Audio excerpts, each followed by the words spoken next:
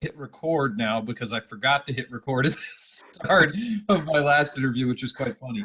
Um, but yeah, I'm trying to get used to using the Zoom program, and typically I've been lucky for a long time. I got a buddy who's been doing these live podcasts for a lot of years, producer Oh, Rich. nice. And so, I've been on a couple of shows of his, and here and there, a different subject matter, and I've always had that producer. And so, doing one of these just on my own, it's like, oh man, you got to remember to click buttons and do things. The Corona apocalypse is making us all stretch in ways we're not used to. Right.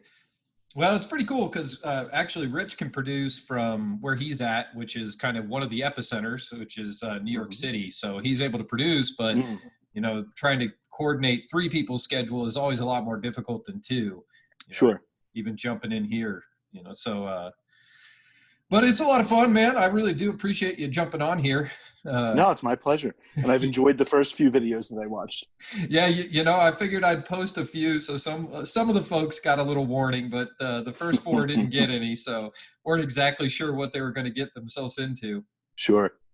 But it's a lot of fun, man. So it's been nice getting to know everybody and seeing people, face to face. And that's cool that you got that green screen there, man. That's what you got in the background. I think that's a Golden Gate Bridge. That's what I thought it was. Yeah, it's one of the default Zoom backgrounds, but it's nice. Lets me walk around the house and not worry about whether the room's clean. Okay, well, that's pretty awesome.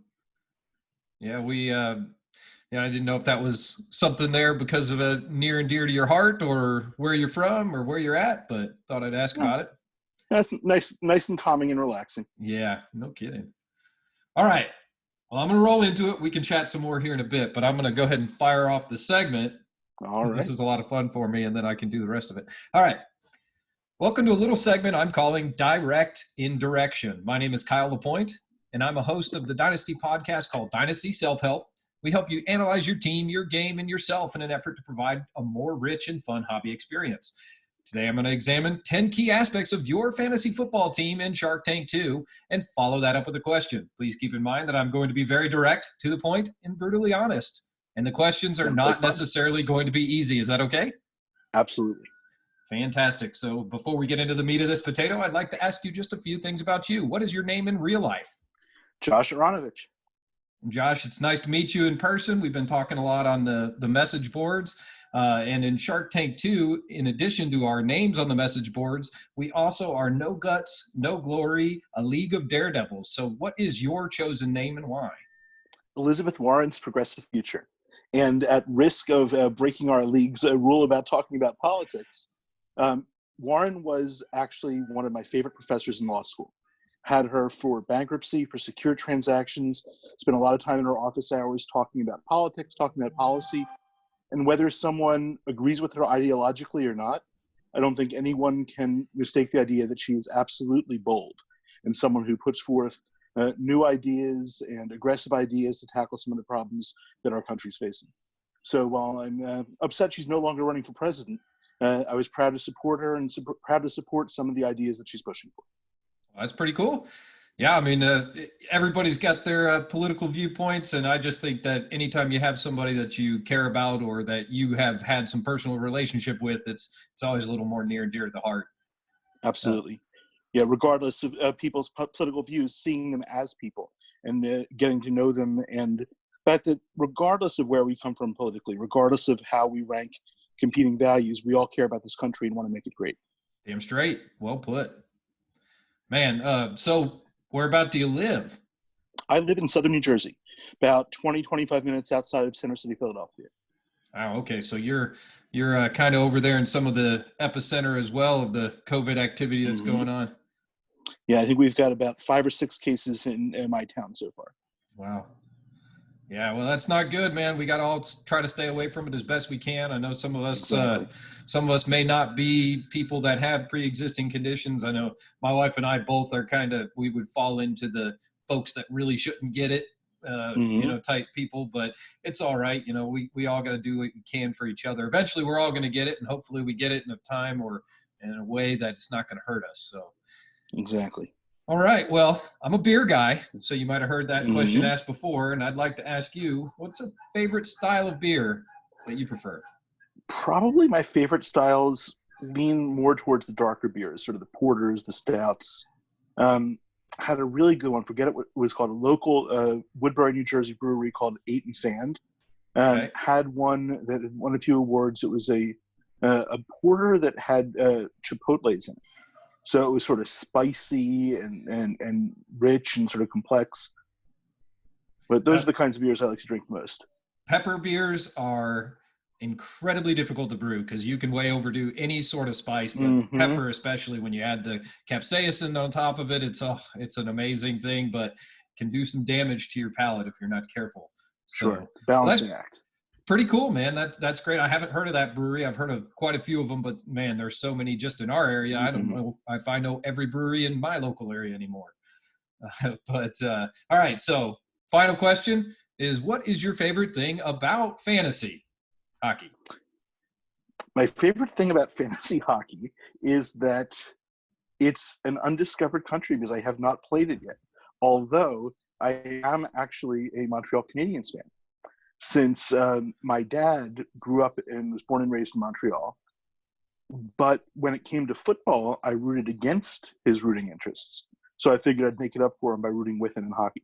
There you go. One of the original 6. So that's pretty cool. Okay. Now it's time for the hard-hitting analysis and drama-laden questions. Are you ready? I can hardly wait.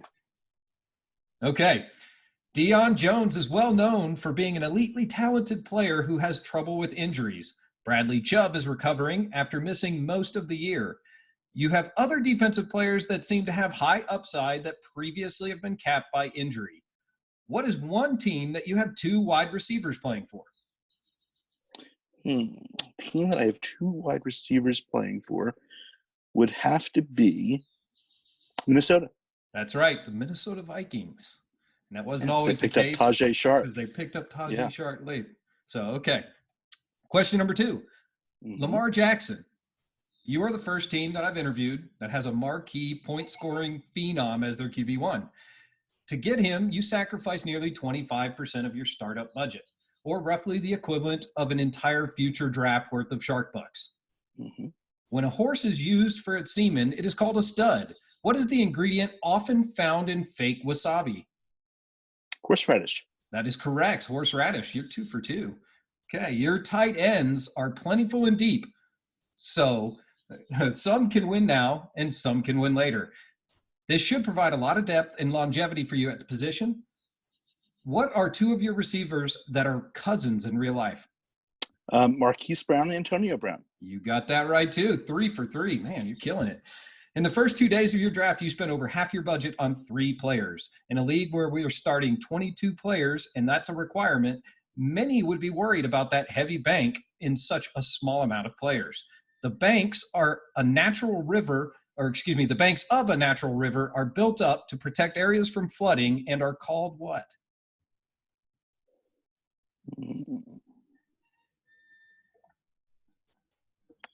That I don't know. Levees. Those are called levees. Yeah, if you were in New Orleans, you would know what a levee is. That's right, the levees broke. Yep. Jimmy Graham. I just saw him, realized he's still playing football. Yes, At times, I had seen a lifeless and shadow of his former self playing for Green Bay in 2019. But in 2020, he will be playing for the Chicago Bears. If one of your safeties was a comedy movie actor, who would he be? Famous Amos? It would be Sean William Scott. I'm going for Sean William Scott. All right. So you have Bradley Chubb, spelled with 2 B's, and Randall Cobb, spelled with 2 B's. You have Brashad and Brian and Bradbury and Buckner. Of all of these players, how many bees are in a typical honeybee hive? That is a really good question. I would have to guess around 2,000 maybe? Typically between 30 and 40,000 bees. Wow. Yes, a beehive will put out at least 8,000 bees a week, new bees from one queen. That's amazing. Yeah, it's pretty amazing. They're quite the amazing creatures, producing us wonderful fermentable for our beverages. So that's exactly what I was going to go with. Definitely wanting something brewed with honey now. Brian Hoyer could very well be the starting quarterback for the hapless New England Patriots in 2020. That franchise seems destined for a fall as it wasn't going to be able to retain many of its free agents this season. Aaron Hernandez was famous for going to prison and was also famous for being part of the heavily arrested Urban Meyer Florida squad of 2008. 41 of 121 players claim that fame, but who is the most famous besides Hernandez to be arrested from that squad?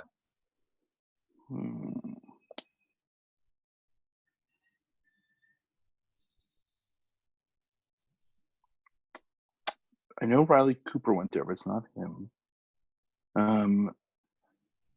From that squad during that time period or ever? That squad, that time period, that year. That time period, that year. Probably if you haven't gotten it now, you're probably not going to get it. It's a bit of a tricky one. This is Cam Newton. From there, he went to Blinn Community College near Texas A&M. And from Blinn went to Auburn, where most people actually knew him. But first, he was in Florida committing crimes for Urban Meyer. Wow. Your team name in Shark Tank 2 is larger than any other team's. You have a roster that is in the top third in size. Your 11 wide receivers are bigger in count than most entire rosters. What is the smallest particle known to modern physics? Quark? That is it, a quark. All right. You seem to enjoy keeping up with the Joneses. You have Chandler Jones at linebacker. You have Deion Jones at linebacker. You have Marvin Jones at receiver and Chris Jones at defensive tackle. In what movie was the line, "No time for love, Dr. Jones," spoken? I should know this one, but I don't. It's on the tip of my tongue, but I can't place it. That is Indiana Jones and the Temple of Doom. All right. Your wide receivers are, well, you have a lot of number. Your wide receivers are plentiful.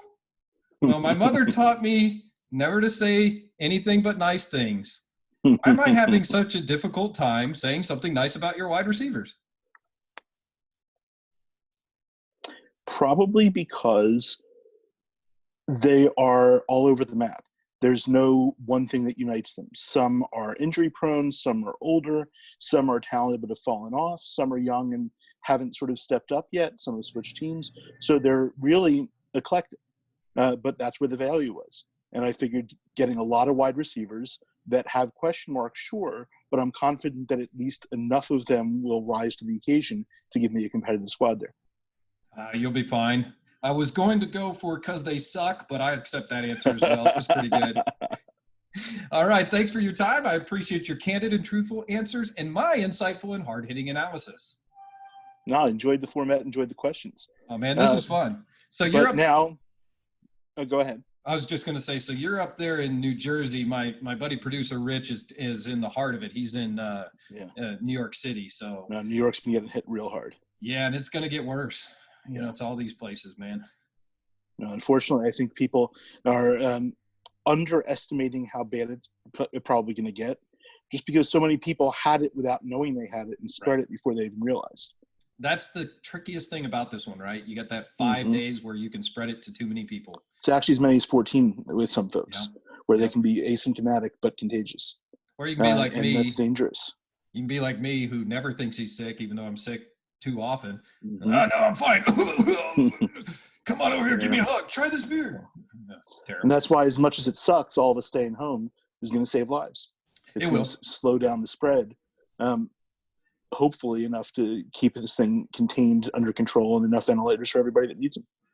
That's the big thing, right? You know, the people that need them from this disease and the people that need them from other things that are happening on a routine basis. So, you know, I actually do have a relative right now that's in the hospital because of COVID. And, you know, I've said it on one of the other interviews, man. I mean, he's as fit as a fiddle, man. I mean, he's in great shape, but dude, this thing has him knocked down a peg. It's crazy. No, this is rough. It's strong. It's really virulent, and it's scary.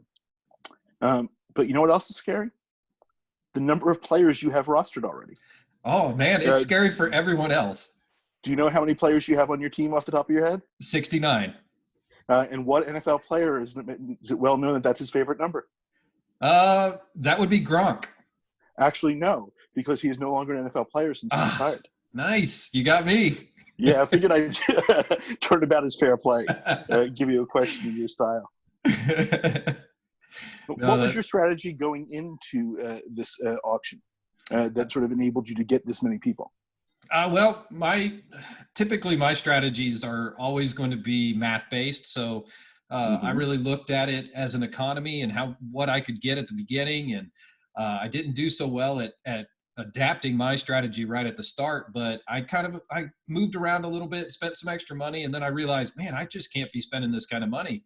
Started to run some more analysis and say, okay, well, how many players are left? What am I looking for? How many do I need to start? What's going on? And I realized really quickly that if everybody was going to spend at that rate and stay at anywhere near that rate they were spending, that my value was going to be had way later in the draft. After about 3-4 weeks is when I could really start to make hay. So basically that's what I did. I didn't do great at the beginning towards the strategy of keeping money towards the end, but it allowed me to get a few marquee players.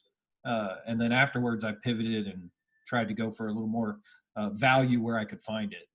Yeah, I came in intending to take sort of a split approach, where at the beginning I was going to go heavy and go fast, get a few key targets, and then dramatically ease off and wait till more value presented itself later in the draft.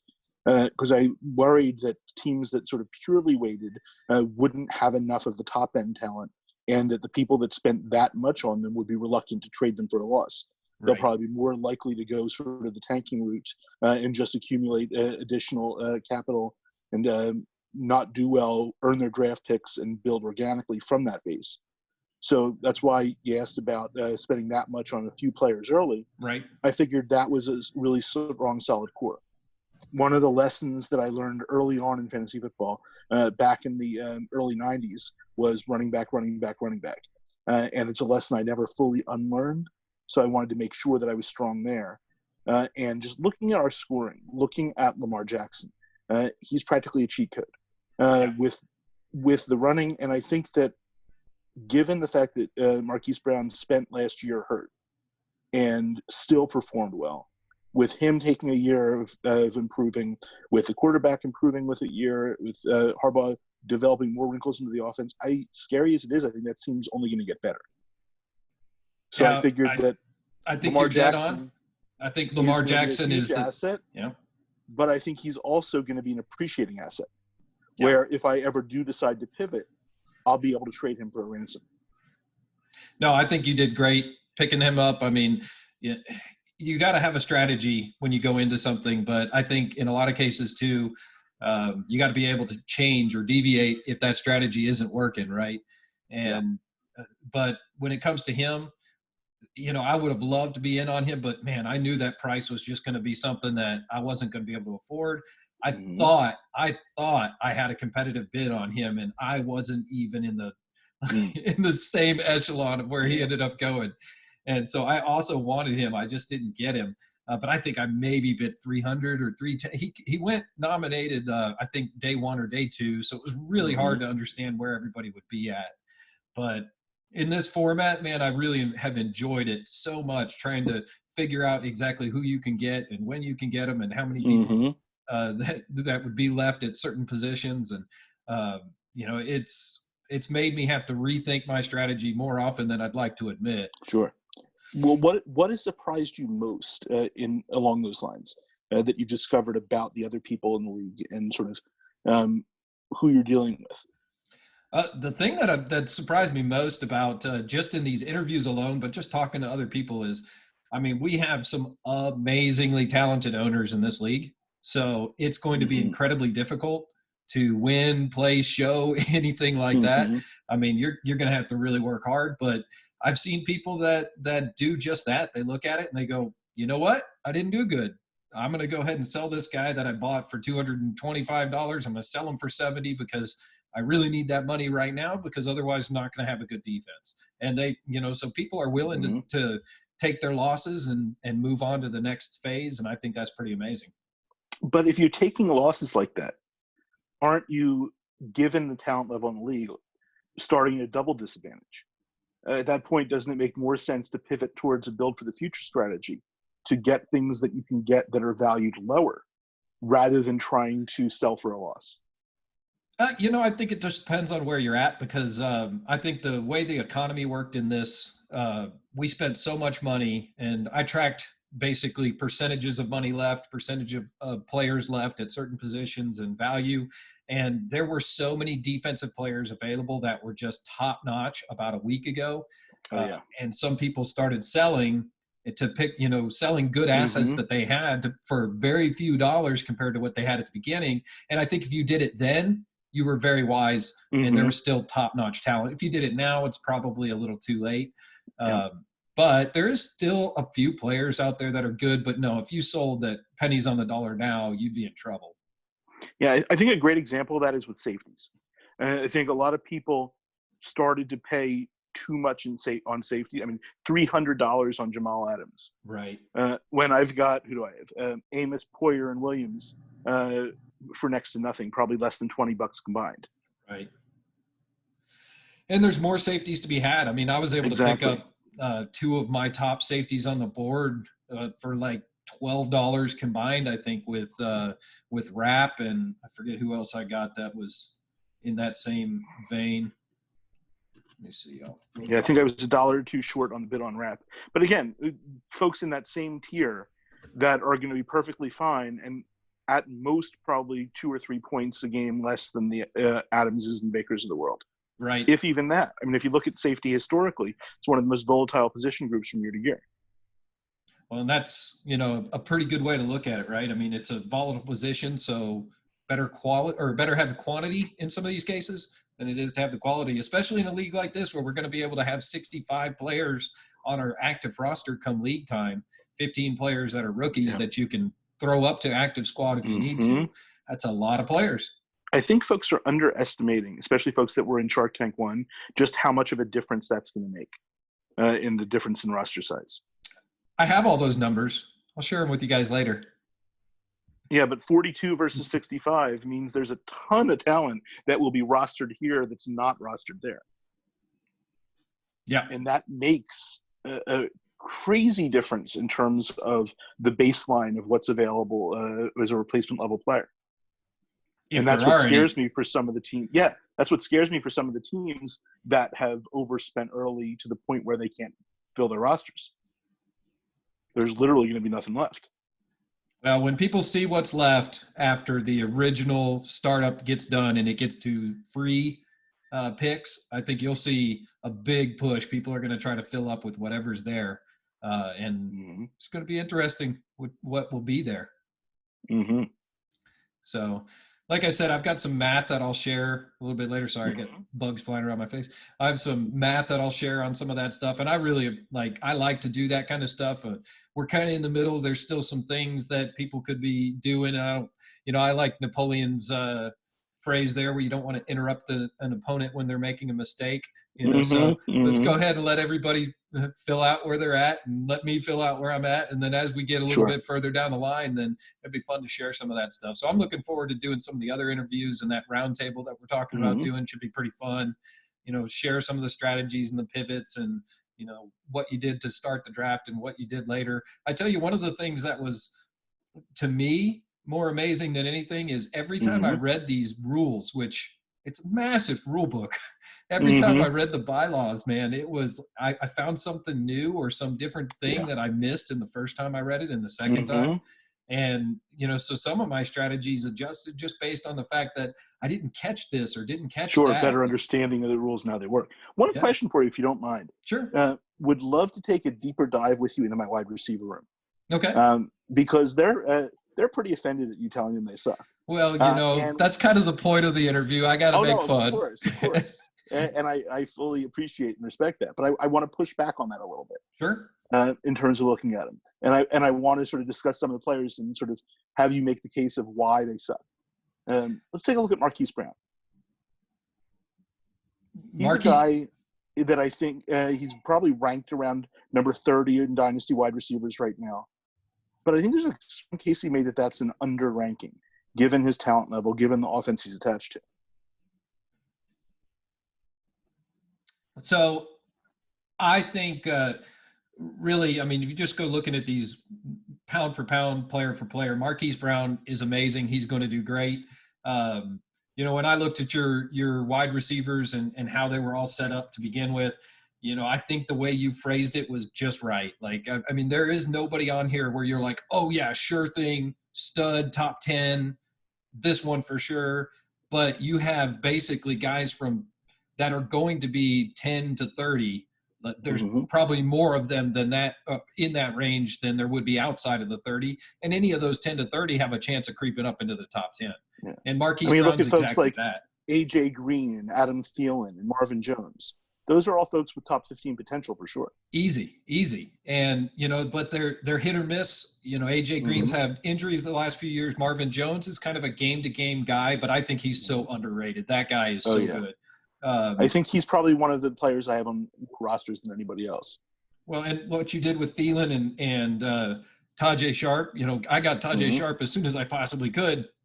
You know, I think I got him for like $3 in this. I'm not sure, but it was, to me, it's potentially that he takes over, you know, the Diggs role in that offense, at least for a year. We don't know, but he has shown some really amazing skill.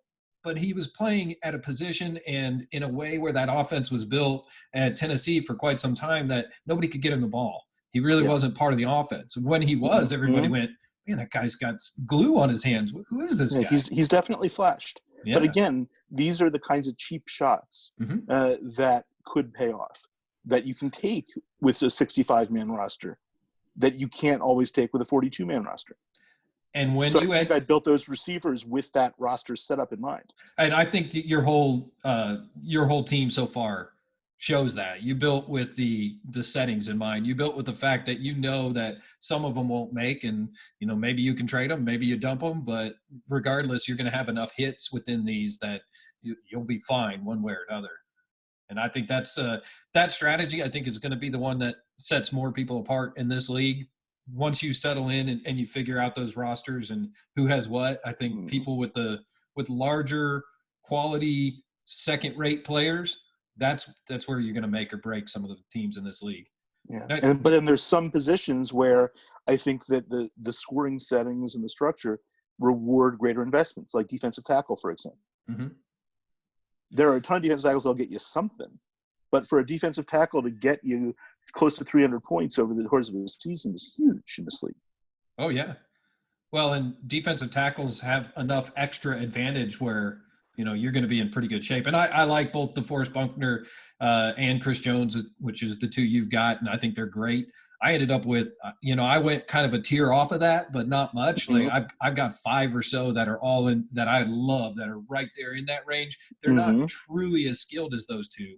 But they typically produce those kind of numbers. Maybe they're in a good system or they're almost as good, you know, and I kind of went with that same strategy at D tackle as you did with wide receiver. Give me 6 of them, and then hopefully 2 of them get me that 300 range.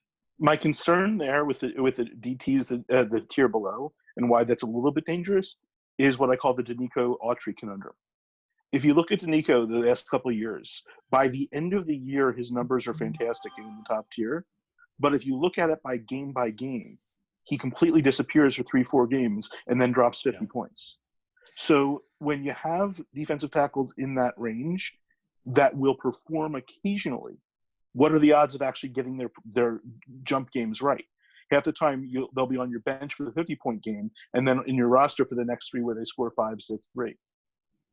It's always the conundrum in fantasy football, and I am the worst when it comes to choosing who's going to be in that week. I guarantee you, if somebody's going to blow up when they shouldn't blow up, they're going to be on my bench. And if somebody should play good and they don't play good, I started them. So you know what? We should have a trophy in this league each year for the number of bench points. Oh, man, I would win. It's just done. I mean, you might as well hand me that trophy. Carve my name in rock. It's there. And that would give people that are tanking, productively struggling with their lineup decisions, an opportunity to compete for something. Hey, it's fun, man. You know, I love, and there's so many different things. I don't know if you read all the side different bets or whatever's going on. So many different extra things that happen in this league. I'm just amazed at. We're going to have more of these things. The Olympics that haven't even been announced. Whatever Peter's got up his sleeve for that one. I mean, I'm looking forward to it. Can't wait to see the synchronized swimming competition. Well, man, this has been fun. I'm going to jump off. Absolutely has been. I'm going to interview Jeremy here in just a little bit. But, man, Awesome. I have enjoyed this quite a bit. Likewise. I appreciate it, Josh, and we'll be chatting some more. Look forward to it. Take care, my friend. Thank you so